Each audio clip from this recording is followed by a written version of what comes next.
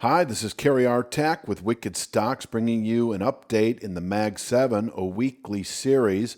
This one for the week of Monday, May 4th, 2026. I start as usual with Microsoft. And these are all weekly charts, no daily charts here. This is all big picture analysis. This is not a 3 to 5 day swing trade. These are 3 to 5 week out to 3 to 5 month typically. It was back in March that we settled below this significant 4-year channel bottom that at the time set up not only the 340s as an objective, we fell into the 350s and rebounded, obviously, but ultimately we are anticipating the very real possibility of the low 200s as a longer-term objective. Now, the rejection of that occurred about a month later when we closed back above the structure at 404.81. This has maintained a stable framework, even bullish into the upper 480s over the next several months. We still think is the likelier outcome, but there is a trigger for that, and that is nothing more than this descending channel top that comes off this all-time high back in July. 427.23 is the level. If you've yet to go along Microsoft, or if you're short Microsoft for whatever reason, know that if we close above 427.23, it is a solid long entry over the next couple of months. 487.71 is likely, and probably even higher. Back to this high area in the 550s, I think would be realistic by, the end of the third quarter. But near term, over the next couple of months, 1 to 2 months, I would expect 487.71 if we close this week above 427.23. Now, if we do close back below 404.81, we are back on the defensive as far as Microsoft is concerned. And I think by the end of May, we could find ourselves in the 340s, and we'll just see where we go from there. There is a stair-step possibility of all the way south into the low 200 region, but I really don't want to sign off on that, if you will, unless we violate this 344.79 low at this point in time. So closing below 404.81, expect 344.79 within a month or so. Closing above 427.23 is what I would call phase 2, or part B of a two-part buy signal. The first being back above 404.81. We've been consolidating ever since. And the second would be a closing above 427.23. You might then reach for 485, 490 strike out of the money calls that don't expire for at least several months. Let's get on to Meta. Meta, very similar process to what we just saw with Microsoft, closing below a significant channel bottom that this week is 594.74. We did that also in late March, and several weeks later came running back up to close above it. And so this remains our support. You also have 608.64, and we pretty much closed in that zone on Friday. That is the high of the low. This is a range that you can buy into, anticipating upward continuation once again to this 690, 656 descending channel top. Now, in terms of buying Meta on strength as we move through the rest of the second quarter and into the third, I think that's a pretty clear-cut case for above 696.56. So if you're a 3 to 5 week swing trader, you can buy the area that we're in, or at least approaching now, the mid 590s, 608 and change. This area, decent support. You can buy into it, anticipating the mid 690s over the next several weeks. 696.56 is a significant channel top. It spans the time from this high of August of last year. It's a solid 7-8 month channel structure, can contain monthly highs. We may even fall away from here as we continue into the third quarter. If there's an area to sell on strength, and then anticipating bearish rotation following that testing of 696.56, this is the area. So closing above 696.56, just the opposite. It does aggressively pivot us to the upside. 796.25 likely within a month.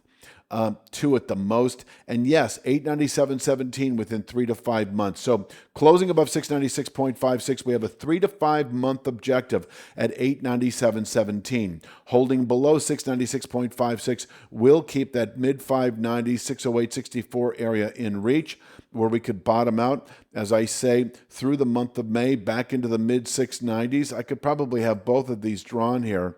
I'm going to show that here. There's your mid 690. So upward pivot into the third quarter, downward pivot not into the third quarter, but into through May and into June. Within 3 to 5 weeks, potentially a couple of months at the most, closing below 594.74 will once again present 477.60 as a 1 to 2 month target. This longer-term 4-year channel bottom able to contain selling through the rest of the year, and we can round up nicely from there through the rest of the year. I do not expect it unless we close below 594.74. Let's move on to Google. Google's been on an incredible tear. I can backtrack just a little bit here and show that back in February, we closed below this classic rising channel bottom at the top of an all-time move, the all-time high. We were at one point anticipating the 230s as a kind of a 2 to 3, 3 to 5 month target. We reversed about 6 weeks ago, closed back above this channel bottom that is now at 336.46, anticipating upward continuation as we move into May, and here we are. So holding above 336.46, I've mentioned this, this rising channel top remains an objective, and we are there in a hurry. 392.14 is a significant resistance for Alphabet. It does span about a year of activity. It can contain buying through the month of May. From here, we can fall back into the low to upper 340s within a week or two, and even further south. In fact, you can sell 392.14 if you are brave enough. This is a pretty strong market, so I don't like to encourage these things unless you couple it with a solid conservative risk management.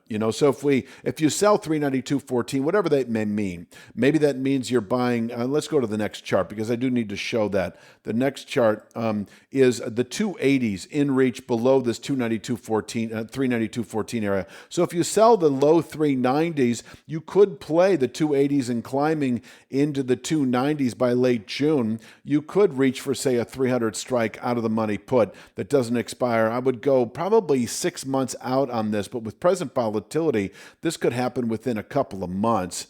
Anyway, if you were to sell the low 390s, for instance, you could buy a 280, 290 strike out of the money put, et cetera, et cetera.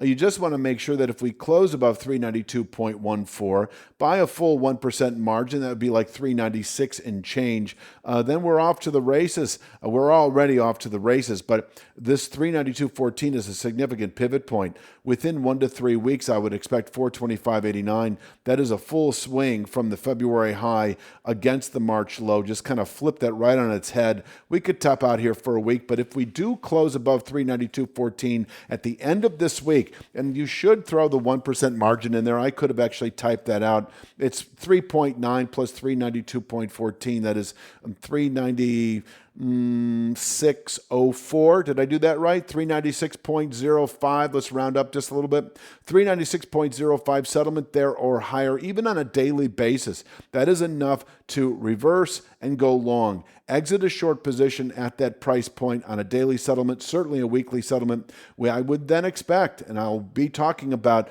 498.41 as being the next 2 to 3 month or sooner objective if we do close above 392.14. Until then, this is an area to take profits on any recent long position that you may have established, because from here, we can fall into the 280s, 290s over the next couple of months. If we were to cascade south this week, close below 342.73, we should see the 280s, 290s within 3 to 5 weeks. Let's move on to Amazon. Amazon threw off a significant buy signal a month ago when it closed above the 226.88 formation. If you recall at the time, I'd mentioned within 2 to 3 weeks, 258.60, this previous all-time high.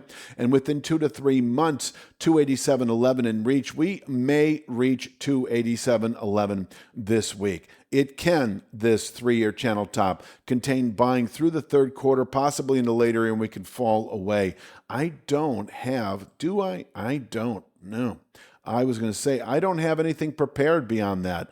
I would get busy with other elements, full swing counts and extreme channel tops. I don't think we're going to see that this week. I do see 287.11 is able to contain buying through the rest of the second quarter and into the third, and from here we can fall away to 258.60 within several weeks and even lower within several months. Downside, let's cover that. 258.60 is an obvious support, and it would be a settlement below it and last week's low of 256.16. So if we push to a new high this week and then close below 256.16, we actually have a key reversal high, bearish engulfing pattern in candlestick speak. That is a significant sell signal as we move through the month of May and into June. I would expect within 3 to 5 weeks of that a return to this 226.88 channel top. This could contain monthly selling pressures on the way down. I don't have anything mapped out below that. I think what is realistic right now is above 258.60. 287.11 remains a 3 to 5 week target where we can top out on a quarterly basis and significant upside continuation point into later year.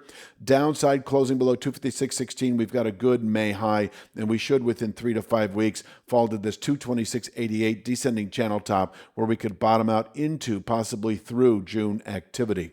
Let's move on to Apple. Apple we cover every single week for our paid subscribers. So this is just broad brushstroke analysis. I don't really get deep into any of the 3 to 5 week. This is all 2 to 3 month, 3 to 5 month. If you want to see Apple analysis, we do a 10-minute video roughly every week, 5 to 10 minutes, where we do break it down into the 3 to 5 days, 3 to 5 weeks, etc., etc. But this is big picture, and this is a 6-year rising channel top at 291.43 that has contained buying pressures for the last year and a half. It can continue to contain buying through this year, and from here we can fall into the upper 190s within a full year of trade. On the way down, obviously we've got this 240 support area that may contain actually selling pressures on a monthly basis. Closing below the 240s, I think we would then expect this upper 190s long-term support within 2 to 3 months of closing below, and I'll just give you that number, 243.42, but we're nowhere near that. In fact, we could close above 291.43. And if we did so by a full 1% margin, and I do think you need to wait for that, so 2.9 above 291.43 is going to be 294.33,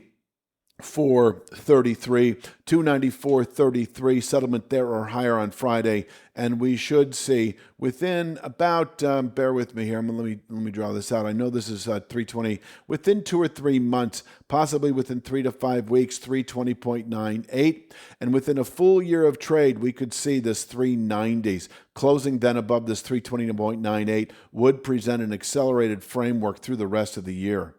Let's move on to Tesla. Tesla, as you're probably already aware, we provide daily analysis every single day, of course, on our Wicked Stocks YouTube channel. And this is the framework we've been using now for the last few months. 345.29, this formation we tested about a month ago, can contain selling pressures on a quarterly basis. Now that we've tested it, we've been mentioning 439.92 remains a 2 to 3 month target where we could top out on a monthly, possibly quarterly basis. We could trade inside of this mid 340s to upper 430s and climbing for the next 3 to 5 months. Closing above 439.92 in the weeks ahead does set up this 6-year channel top at 541.30 within 3 to 5 months of doing so. And this is a level 541.30 that can contain annual highs. Downside, if we unwind and close this week below 345.29 by a 1% margin, that would be 3.4. So that would take you down to 341. Whatever the number is, I'll let you do the math there. But if we close, let's just say at 340 or lower on Friday, and I don't see that happening this week anyway, then we enter a 3 to 5 month sell signal into the 220s. Let's move on to NVIDIA. NVIDIA we cover every single day at wickedstocks.com. It's part of our paid subscription package. And so we get daily SPY, daily Triple Q, a daily NVIDIA. You can see it all along with our weekly stock picks. But 194.69, this is a weekly structure. We settled above it 3 weeks ago. I still see this as meaningful support, able to contain selling through May, and above which this 239.34 region and climbing remains a 2 to 3 month objective. If we can close this week above that October high of 212.18, a level we pushed through last week but did not close above. If we can close Friday above 212.18, we should, by the end of June or sooner, see the 239.34 and climbing. Now, downside, if we do close below 194.69, that's a meaningful sell signal. Within 2 to 3 weeks at the most, 177.49 is likely, and I'll just draw it right here. Within about 3 to 5 weeks, by the end of May, perhaps end of June at the latest, the mid-160s once again in reach if we close below 194.69. So significant pivot point as we move through the rest of May. We are above 194.69. The path of least resistance remains to the upside for NVIDIA. Finally, Palantir, not part of the Mag 7, but we get a lot of requests for it. So we came off the 125.41 support several times over the last several months. Above which I'll just say that 165.65 is likely in the coming weeks.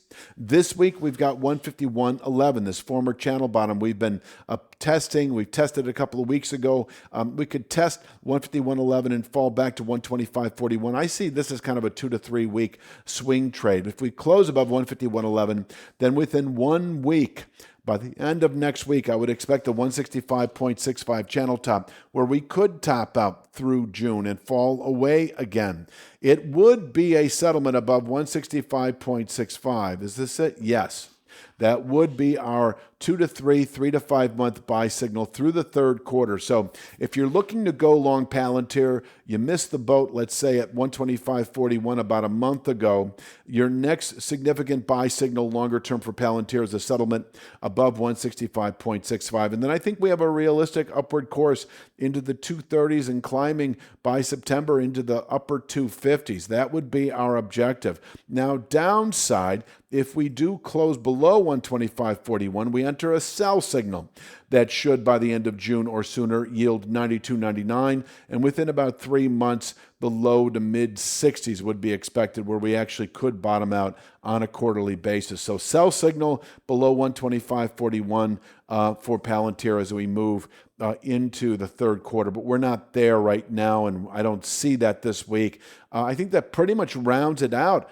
I am going to leave it at that for this week's Bitcoin update. Sorry, no, there is a Bitcoin update too on our Wicked Stocks YouTube channel. You probably have already seen it, or you're going to watch it next. We've got Bitcoin, and I've got the Mag 7 that I update every single week. So go to wickedstocks.com, take advantage of that 2-week trial. You won't regret it. I'll be back again next week with another weekly update in the Mag 7, and you know that every single day we do daily Tesla analysis on YouTube. That is all I have. You have a great week.